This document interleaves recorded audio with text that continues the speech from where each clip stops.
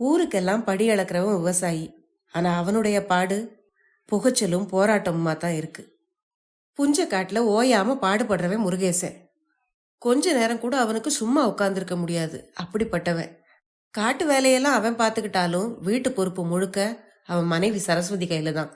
அந்த குடும்பத்தோட பிரச்சனையத்தான் இன்னைக்கு நீங்க கேட்க போறீங்க. அனைவருக்கும் வணக்கம். நீங்கள் கேட்டுக்கொண்டிருப்பது கதை ரேடியோ தமிழ்.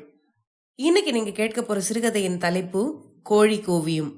இந்த சிறுகதையை எழுதியவர் திரு மேலாண்மை பொன்னுசாமி அவர்கள். பொதுவாவே திரு பொன்னுசாமி அவர்களுடைய கதைகள் அடித்தட்டு மக்களுடைய வாழ்க்கையை பற்றி தான் இருக்கும். இந்த கதையும் அதுக்கு விதிவிலக்கானதில்லை. கதையை ஆரம்பிக்கிறதுக்கு முன்னால சேனலுக்கு வந்திருக்கிற எல்லாருக்கும் என்னுடைய அன்பான வரவேற்புகள். கதைகள் பிடிச்சிருந்தா அதுக்கு ஒரு லைக் கொடுங்க. புதுசா வந்திருந்தீங்கன்னா மறக்காம சேனலை சப்ஸ்கிரைப் பண்ணிக்கோங்க. இப்ப வாங்க கதைக்குள்ள போகலாம்.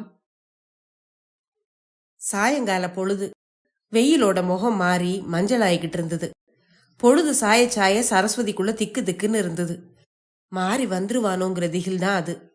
இன்னைக்கு அவன் வந்து நின்னா என்ன பதில் சொல்லி சமாளிக்கிறது? எப்படி அவன் முகத்தை ஏறிட்டு பாக்குறது? அவளுக்குள்ள ஒரே குழப்பம். சக்தி மாரியம்மன் கோயில்ல திருவிழா சாட்டியாச்சு. 3 நாள் திருவிழா. தடபுடலா ஏற்பாடுகள் நடந்துகிட்டு இருந்தது. தலைக்கட்டு வரி 500 ரூபாய். கொஞ்சம் கூடுதல் தான். ஆனாலும் கொடுத்து தானே ஆகணும். இப்ப தாரேன் பிறகு தாரேன்னு இவ்வளவு நாளையும் பொழுதையும் இழுத்துடிச்சிட்டா. மஞ்சள் பையன் நோட்டுமா லொடுக்கு லொடுக்குன்னு தினமும் வந்து நச்சரிச்சுக்கிட்டு இருந்தா மாறி. நானும் எம்புட்டு தடவை தான் அலைஞ்சு சீரழியிறது. நடந்து நடந்து என் கால் நரம்பெல்லாம் அத்து போச்சு. அழுத்துக்கிட்டான் அவன். இருக்கட்டும், கொஞ்சம் பொறுத்துக்க. நான் என்ன வச்சுக்கிட்டா வஞ்சகம் பண்றேன்? கைக்கும் மெய்க்கும் காசு ஆப்பிட மாட்டேங்குது அப்படின்னு சொன்னா சரஸ்வதி. நீ என்ன செய்வியோ ஏது செய்வியோ எனக்கு தெரியாது. வார சனிக்கிழமை சாயங்காலம் வருவேன். ரூபாயை எடுத்து கையில வைக்கணும். அப்பவும் வாய்தா சொன்னீன்னா நான் மனுஷனாவே இருக்க மாட்டேன். ஆமா, புலம்பிக்கிட்டே நடந்தா மாறி. அவன் முகத்துல ஏக கடுப்பு, கோப வெக்க. நாளைக்கு ஆணத்தை போட்டாலும் வறுத்து எடுத்துடலாம். அம்புட்டு கனல். கண்ணெல்லாம் சிடுசிடுப்பும் எரிச்சலும். சரஸ்வதிக்கு அவமானமா இருந்தது. ஊசியை எடுத்து இங்கிட்டு குத்தி அங்கிட்டு வாங்கின மாதிரி வலிச்சுது. பக்கத்து வீட்டு வாசல்கள்லயும் தெருவோட ஓரஞ்சாரங்கள்லயும் பொம்பளைங்க எட்டி பார்த்துக்கிட்டு இருந்தாங்க. இவளோட துன்பத்தை நாளைக்கு குழாய் அடியில பேசி பேசி பாயாசம் குடிப்பாங்க. நினைக்க நினைக்க சரஸ்வதியோட நெஞ்சு கடந்து நூலா போச்சு. இவங்களுக்கு மத்தியில மான மரியாதையோட நெஞ்சு நிமித்தி நிக்க வழி இல்லையே. என்ன செய்ய? இல்லா கொடுமை. வந்தவங்கிட்ட வாங்கி கட்டிக்கிட்டு தலையெறிந்து கிடக்க வேண்டியிருக்கு. குமைச்சலும் வருத்தமுமா சரஸ்வதியோட முகம் இருண்டு போச்சு. வெயில்ல அறுத்து போட்ட இளங்கொடியா வாடி துவண்டு போச்சு மனசு.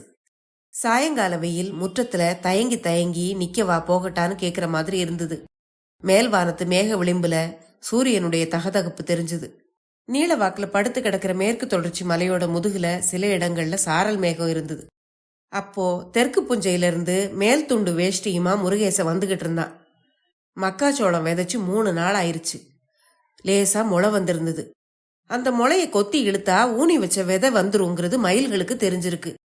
மந்த மந்தையா வந்து விழுற மயில்களை நாயோட்டம் பேயோட்டமா ஓடி ஓடி விரட்டி பார்த்துட்டு நொந்து நனைஞ்சு நஞ்சு போய் வந்துகிட்டு இருக்கான் அவன். வந்தவன், ஏமா காப்பி தண்ணி ஏதாச்சும் கிடைக்குமா அப்படின்னு கேட்டுக்கிட்டே களைப்பான பெருமூச்சோட திண்ணையில உட்கார்ந்து சுவர்ல சாஞ்சான். வாசல் படியில அடக்கோழி மாதிரி முகம் வெளுத்து வாட்டமாவும் சிடுசிடுப்பாவும் நின்னுகிட்டு இருந்தா சரஸ்வதி. அவ அப்படி நின்னுகிட்டு இருந்ததை அவன் பொருட்படுத்துற மாதிரியே தெரியல. என்னைக்குதான் அவ சிரிச்ச முகமும் சீதேவியுமா நின்று இருக்கா. எப்ப பார்த்தாலும் அங்கலாய்ப்பும் ஆவேசம் முணுமுணுப்பும் தான். வீட்டு நிர்வாகம் பூராவும் சரஸ்வதியோட கையில தான். விவசாய நிர்வாகமும் அவதான். நமக்கும் இது நல்லா தான் இருக்கு. பார்க்க சொல்ற வேலையை பார்த்துட்டு ஆக்கி போட்ட சோத்தை தின்னுட்டு நாம பாட்டுக்கு சுதந்திரமா இருந்துடலாம். அடுப்பங்கரைக்குள்ள சட்டிப்பெட்டி உருட்டுற சத்தம் கேட்டுது. வெல்லமும் தேயிலையும் போட்டு வேக விடுறாளோ என்னவோ. முருகேசன் பரம்பரை சம்சாரி.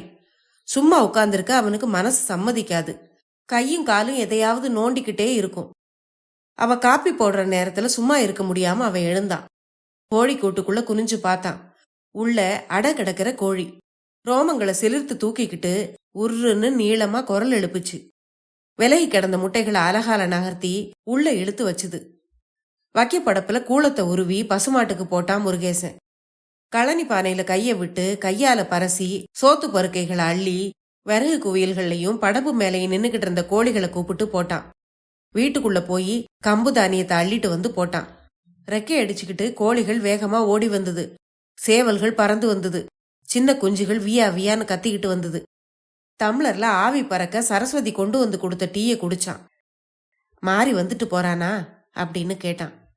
ஆமா அப்படின்னு குரல் வந்தது சரஸ்வதி கிட்ட இருந்து. ஆமா, நீ என்ன சொன்ன? நான் ஒன்னும் சொல்லல. அவன் தான் சனிக்கிழமைக்கு கெடு வச்சுட்டு போயிருக்கான். சரி, எப்படி பணத்தை கொடுக்க போற? ஏதாச்சும் ஏற்பாடு பண்ணி வச்சிருக்கியா? டீயை குடிச்சுக்கிட்டே அவகிட்ட கேட்டான் முருகேசன். என்னத்தை ஏற்பாடு பண்ண? ஒன்னும் இல்ல அப்படின்னு சொன்னா சரஸ்வதி. என்னவாச்சும் ஏற்பாடு செஞ்சு கோயில் வரிய குடுக்கற வழிய பாரு. பொது காரியம், கோயில் விஷயம், ஊரு பூராவும் நம்மள பிச்சு புடுங்கிரும். அச்சுறுத்துற துணியில எச்சரிக்கிற மாதிரி சொன்னா அவன் சொன்னது சரஸ்வதிக்கும் புரியத்தான் செய்தது. ஆனா என்ன செய்யறதுன்னு தெரியாத தவிப்பு அவளுக்கு. 2 வருஷங்களா புஞ்சையில வந்த நஷ்டம். மிளகாவத்தலும் பருத்தியும் பயிரிட்டு இருந்தாங்க.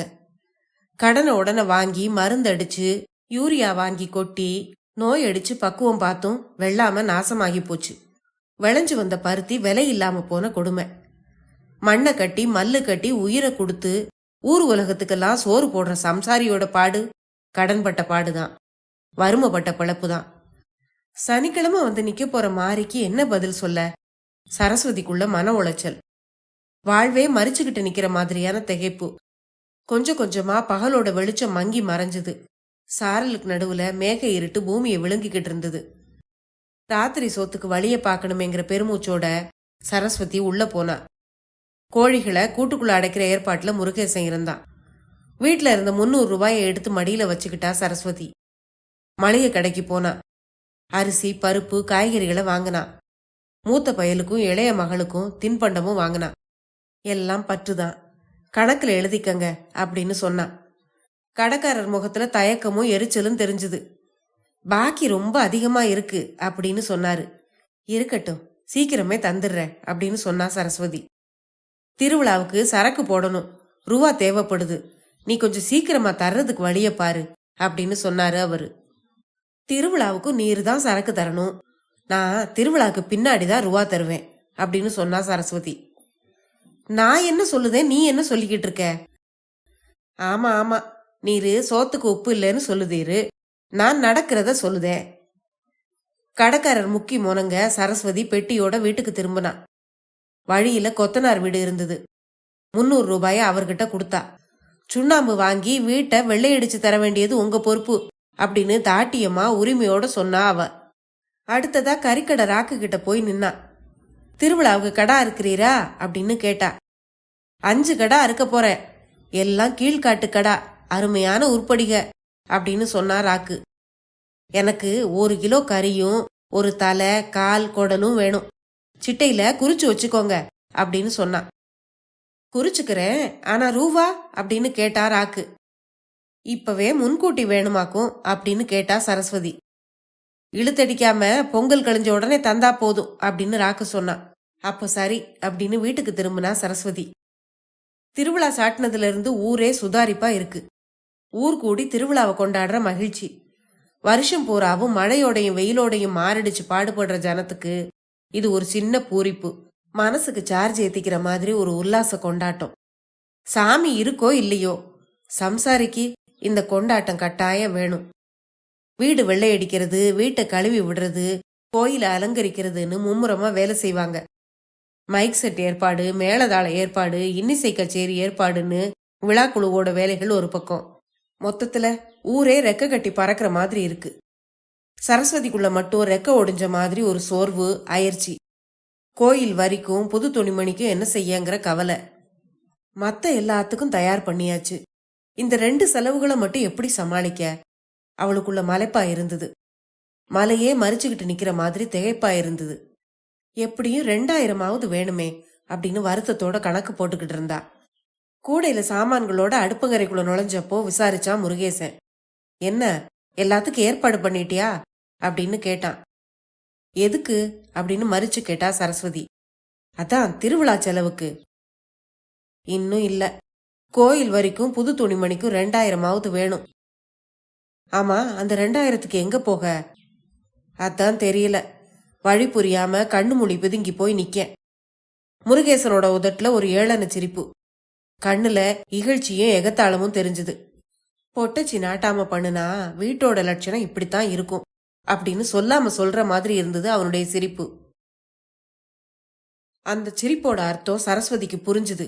அவனோட சிரிப்போட தொனி அவளுக்குள்ள குத்தலான ஒரு வலியை கொடுத்தது. சாட்ட கம்புல அடிவாங்கின மாட்டோட வலி. எப்படியும் ஜெயிச்சு காட்டணுங்கிற வைராக்கியமும் ரோஷமும் அவன் மனசுல எழுந்தது. ஆனா ஒரு வழியும் தெரியலையே அப்படிங்கிற திகைப்பும் தோணுச்சு. வெள்ளிக்கிழமை சாயங்காலம் ஆயிருச்சு. என்ன செய்யறதுன்னு தெரியாத சோகத்தோட சரஸ்வதி நின்னுகிட்டு இருந்தா. புது துணிமணி இல்லாம வெறும் பொங்கலா போயிருமோ? காலையில மாறி வந்து நிப்பானே, என்ன பதில் சொல்ல? மலைப்பும் திகைப்புமா மருகிக்கிட்டு இருந்தா அவ. இதுல முருகேசனோட ஏளன சிரிப்பு வேற. பொழுது மயங்கிக்கிட்டு இருந்தது. மனசுக்குள்ள வந்து இருட்டும் சூனியமும் சூழ்ந்தது. கூட்டுக்குள்ள அடையிறதுக்கு வர்ற கோழிகள் இறைக்காக கேர் கேர்னு கத்திக்கிட்டு இருந்தது. அப்போதான் வேட்டி மேல கட்டிய பச்சை பெல்ட்டும் தலைப்பாக்கட்டுமா முற்றத்துல வந்து கறிக்கடைக்காரர் ராக்கு நின்னாரு. இவர் எதுக்கு இந்நேரத்துக்கு இங்க வந்திருக்காரு அப்படிங்கிற திகைப்போடையும் குழப்பத்தோடையும் சரஸ்வதி எழுந்து நின்னு என்னன்னு கேட்டா. ஒண்ணும் இல்லம்மா, திருவிழாவுக்கு 5 கடை அறுக்க போறேன். பிராய்லர் கோழியும் 300 கிலோ ஆர்டர் போட்டிருக்கேன். ஆனா பிராய்லர் கோழி தின்னு தின்னு அலுத்து போன சில ஆட்கள் நாட்டுக்கோழி வேணும்னு ஆசை ஆசையா கேக்குறாங்க. அதுக்கு நான் என்ன பண்ணட்டும்? உன்கிட்ட கிடக்கிற கோழிகளை தர்றியா? கிலோ 80 ரூபான்னு எடை போட்டு எடுத்துக்கிடுதேன். சரஸ்வதியோட மனசுக்குள்ள பளிச்சுன்னு ஒரு நிலா வெளிச்சம். இருட்டும் குழப்பமா இருந்த மனசுக்குள்ள திடீர்னு ஒரு ஒளி பிரவாகம். அடக்கி கிடந்த கோழிகளையும் சின்ன குஞ்சுகளையும் மட்டும் நிறுத்தி வச்சுக்கிட்டு மத்த கோழிகளையும் 2 சேவலையும் எடை போட்டதுல மொத்தம் 24 கிலோ தேறிச்சு. அந்த ஐந்தான்னு 2000 ரூபாய் வந்துருச்சு. சரஸ்வதியோட முகத்துல ஏகப்பட்ட சந்தோஷம். கோழி கூவி கூட பொழுது விடிஞ்சிருச்சே அப்படிங்கிற நினைப்போட சந்தோஷமா கம்பீரமா தன் கணவனை பார்த்தா சரஸ்வதி.